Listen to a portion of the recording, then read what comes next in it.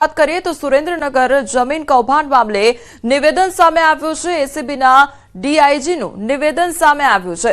Collector clerk PA2 collector અને નાયબ મામલતદાર વિરુદ્ધ ગુનો દાખલ કરવામાં આવ્યો છે। आधार पर सुरेंद्रनगर एसीबी पुलिस स्टेशन में सुरेंद्रनगर के डिस्ट्रिक्ट के डेप्यूटी एग्जीक्यूटिव मजिस्ट्रेट नायब मामलतदार चंद्र सिंह मोरी डिस्ट्रिक्ट कलेक्टर एंड मजिस्ट्रेट एक कारकुन और PA2 कलेक्टर के खिलाफ प्रिवेंशन ऑफ करप्शन एक्ट के विविध सेक्शंस के अंडर एक FIR रजिस्टर की गई है। हम लोग इन्वेस्टिगेशन कर रहे हैं, जो भी अपडेट्स होगी आपको इन्फॉर्म किया जाएगा। कितना कैश कितनी मिली, क्या FIR में क्या कुछ मिला? हम आपको एट द लिस्ट हम आपको और डिटेल्स देंगे, उसमें पता चल जाएगा आपको। सर अब तक क्या छानबीन में क्या सामने आया हुआ है? इतनी अपडेट्स है, जैसे ही अपडेट्स आएगी हम आपको बताएंगे। की गिरफ्तारी हुई है? अभी तक नहीं। Thank you. તો સુરેન્દ્રનગરમાં જેડી દ્વારા સર્ચ ઓપરેશન હાથ ધરવામાં આવ્યું હતું, તેને લઈને હવે પ્રેસ કોન્ફરન્સ કરવામાં આવી। સુરેન્દ્રનગર જમીન કૌભાંડ મામલે આ નિવેદન સામે આવ્યું છે। એસીબીના ડીઆઈજીનું નિવેદન સામે આવ્યું છે।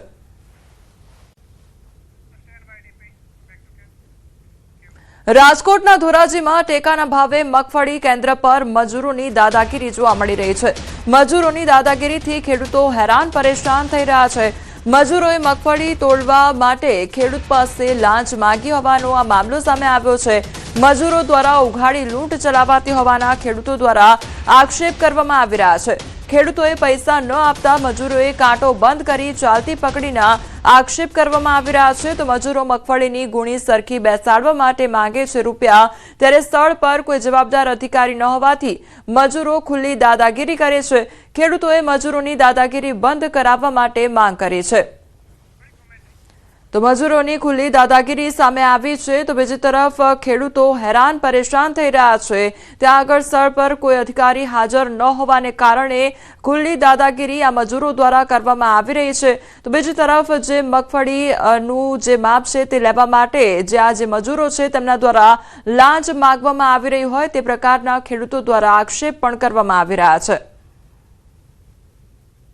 એક પોતે 5 રૂપિયા લે છે, બરોબર છે? તો આમાં કોઈ જવાબદાર વ્યક્તિ છે નહીં, અને નિયમ છે કે ભાઈ ખેડૂતનું સેમ્પલ પાસ થઈ ગયા પછી એના કોથળામાં 35 કિલો હમાય કે ના હમાય એ ખેડૂતની મગફળી જોખી લેવાની હોય, એને બદલે કાંટો મૂકીને વહી ગયા અને 5 રૂપિયા પાછી એમ કે તું એક થોડોક દેશ બધા દે છે, આખું જગત 5 રૂપિયા દે છે। શું ખેડૂતને આ જ કરવાનું? ખેડૂતને બધી જે પૈસા જ દીધે રાખવાના, કરદો જ કરી રાખો। પૈસા મજૂરે મને એમ કીધું કે તમારે ઠપ કરવાના, મને 5 રૂપિયા આપવા જોશે।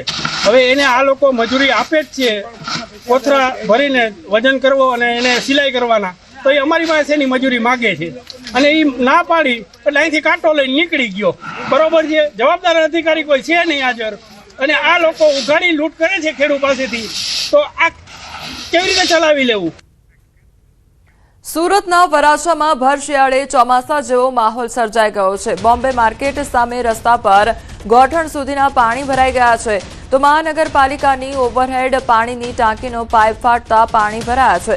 અડધો કિલોમીટરના રોડ પર ડેમ તૂટ્યો હોય તેવા દ્રશ્યો સર્જાયા છે। તો રસ્તા પર પાણી ભરાતા વાહન ચાલકોને હાલાકી વેઠવાનો વારો આવ્યો છે। ગોઠણ સુધીના પાણી ભરાતા ભારે ટ્રાફિક જામ પણ સર્જાયો હતો। અડધો કલાક સુધી પાલિકાના અધિકારી ઘટનાસ્થળ પર ન પહોંચ્યા। પાલિકાના વાંકે સ્થાનિક લોકો અને વાહન ચાલકો હાલાકી વેઠવાનો વારો આવ્યો હતો। તો સુરતના દ્રશ્યો સામે આવ્યા છે કે જ્યાં ભર શિયાળે ચોમાસા જેવો માહોલ જોવા મળ્યો છે। સંવાદદાતા કીર્તેશ અમારી સાથે જોડાઈ ગયા છે। કીર્તેશ, બોમ્બે માર્કેટ સામે જે રસ્તા છે ત્યાં આગળ પાણી ભરાઈ ગયા હતા, આખરે કયા પ્રકારની પરિસ્થિતિ સર્જાઈ હતી?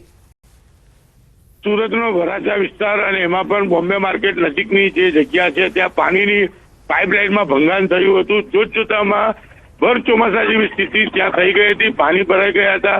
સ્થાનિક લોકોએ મનપાના અધિકારીઓને જાણકારી આપી। 1 કલાક બાદ અધિકારીઓ આવ્યા અને પીવાનું મીઠું પાણી બંધ કર્યું હતું। જો કે પાણીની લાઇનમાં ભંગાણ થતા ચોમાસા જેવી સ્થિતિ થઈ હતી, પાણી ભરાઈ ગયું હતું અને કહી શકાય હજારો લીટર શુદ્ધ પાણીનો વેડફાટ થયો હતો। માત્ર ને માત્ર મનપાના અધિકારીઓની બેજવાબદારીને લઈને, જો કે અત્યારે પાણીની પાઇપલાઇન રિપેર કરી દેવામાં આવી છે, પણ રાતના સમયે આ વિસ્તાર જે પ્રકારની સ્થિતિ થઈ હતી લોકો માટે એક કુતૂહલ સર્જાયું હતું. જે કીર્તેશ, સમગ્ર માહિતી બદલ આપનો આભાર. વડોદરામાં ચોંકાવનારો વિડીયો વાયરલ થઈ રહ્યો છે. 7 વર્ષનો બાળક ટુ વ્હીલર ચલાવતો દેખાયો છે.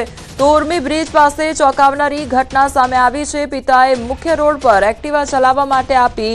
વ્યસ્ત ટ્રાફિક વચ્ચે બાળકને વાહન ચલાવતા જોતા લોકોમાં આશ્ચર્ય સર્જાયું હતું. વાલીએ બાળકના જીવને ગંભીર રીતે જોખમમાં મૂક્યો તો ટ્રાફિક નિયમોનું ખુલ્લેઆમ ઉલ્લંઘન સામે આવ્યું છે. તો 7 વર્ષના બાળક દ્વારા જે ટુ વ્હીલર છે તે ચલાવવામાં આવી રહ્યું હતું અને વાલી દ્વારા જ આ જે વાહન છે તે ચલાવવા માટે આપ્યું હતું. સંવાદદાતા હાર્દિક અમારી સાથે જોડાઈ ગયા છે. હાર્દિક, વડોદરાની આ ઘટના કે જ્યાં 7 વર્ષના બાળકને ટુ વ્હીલર ચલાવવા માટે આપવામાં આવે છે, આખી ઘટના શું હતી? બિલકુલ જો આપણે ઘણી વખત જોયું છે કે માતા પિતાની એક નાનકડી ભૂલ જે છે તે ગંભીર બેદરકારીમાં પરિણમતી હોય છે અને એનું પરિણામ પણ ગંભીર આવતું હોય છે. ત્યારે ખાસ કરીને વાત કરીએ તો આ જે વિડીયો વાયરલ થઈ રહ્યો છે તે સમા ઉર્મી બ્રિજ જે છે ત્યાંનો વિડીયો છે અને ગઈકાલે જ્યારે અન્ય વાહન ચાલકો ત્યાંથી પસાર થઈ રહ્યા હતા ત્યારે આ જે વાલી છે તેમના દ્વારા પોતાના અંદાજે 7 વર્ષના બાળકને એક્ટિવા જે છે તે ચલાવવામાં આપ્યું હતું. ત્યારે ત્યાંથી પસાર થતા જે અન્ય વાહન ચાલકો છે તેઓ આશ્ચર્યમાં મુકાયા હતા અને તેમના દ્વારા જ આ વિડીયો જે છે તે બનાવવામાં આવ્યો અને ત્યારબાદ આ વિડીયોને વાયરલ કરવામાં આવ્યો. વિડીયો વાયરલ કરવાનો ઉદ્દેશ્ય માત્ર એક જ છે કે માતા પિતા આ પ્રકારની ગંભીર ભૂલ ન કરે, કારણ કે જો બાળક સ્ટેરિંગ પરથી કાબુ ગુમાવે અને કોઈ મોટો અકસ્માત થાય તો પરિવારને ચોક્કસથી મુશ્કેલીનો સામનો કરવો પડે.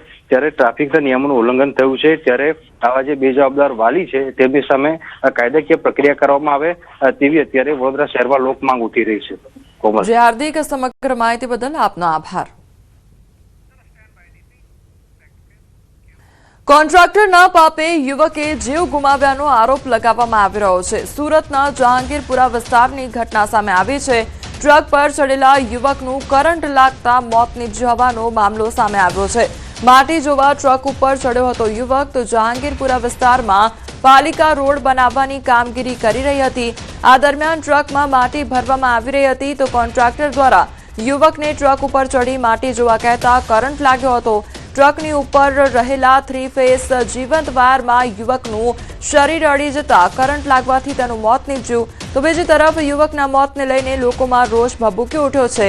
જ્યાં સુધી ન્યાય નહીં મળે ત્યાં સુધી લાશ સ્વીકારવામાં આવશે નહીં તેવી સમાજ આગેવાનો દ્વારા ચીમકી ઉચ્ચારવામાં આવી છે.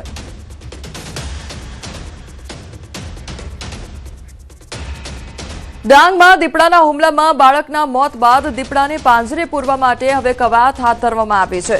વન વિભાગ દ્વારા જુદી જુદી ટીમો બનાવી દીપડાને પાંજરે પૂરવા કવાયત હાથ ધરવામાં આવી છે. બરડીપાડા રેન્જ વિસ્તારમાં આવેલ મહાલના જંગલોમાં 5 પાંજરા મૂકવામાં આવ્યા છે. ત્યારે વન વિભાગ દ્વારા દીપડાને ટ્રેક કરતા ટ્રેપ કેમેરા ગોઠવવામાં આવ્યા છે. વન અધિકારીઓએ ગ્રામજનોને રાત્રે બહાર ન સૂવા, ઢોરોને યોગ્ય રીતે બંધ જગ્યામાં રાખવા સૂચના આપવામાં આવી છે. તો મૃતક બાળકના પરિવારને વન વિભાગના નિયમ મુજબ મળવાપાત્ર રકમ માટે તજવીજ પણ હાથ ધરવામાં આવી છે. ઝાડીમાં છુપાયેલા દીપડા દ્વારા આ બાળક ઉપર હુમલો કરવામાં આવેલો અને આ બાળકનું ઘટના સ્થળ પર મૃત્યુ થયેલું હતું. આની જાણ થતાં તરત જ વન વિભાગની ટીમ ત્યાં સ્થળ પર પહોંચી ગઈ હતી અને પોલીસ વિભાગની ટીમ સાથે ડેડ બોડીને રિકવર કરી વધુ પીએમ માટે બાજુની સિવિલ હોસ્પિટલ સુબીર ખાતે એને ખસેડવામાં આવ્યું હતું. અલગ અલગ જગ્યાઓ પર એવી 5 જગ્યાઓ આઈડેન્ટિફાઈ કરી છે. ત્યાં પાંજરા પણ મૂકવામાં આવેલા છે અને આ દીપડાને પાંજરે પૂરવા માટેની તજવીજ હાથ ધરવામાં આવેલી છે. સુરેન્દ્રનગરની સબ જેલમાંથી ચેકિંગ દરમિયાન મોબાઈલ મળી આવતા ચકચાર મચી જવા પામ્યો છે. સબ જેલ કેદીઓ માટે ફરી એકવાર મહેલ સાબિત થઈ. તો અમદાવાદ ઝડપી સ્ક્વોડની ટીમ દ્વારા ચેકિંગ હાથ ધરવામાં આવ્યું હતું અને જેલમાં આવેલા માતાજીના મંદિરમાં પૂજાની સામગ્રીમાંથી 4 મોબાઈલ તેમજ માતાજીના ફોટા પાછળથી 2 મોબાઈલ મળી આવ્યા હતા.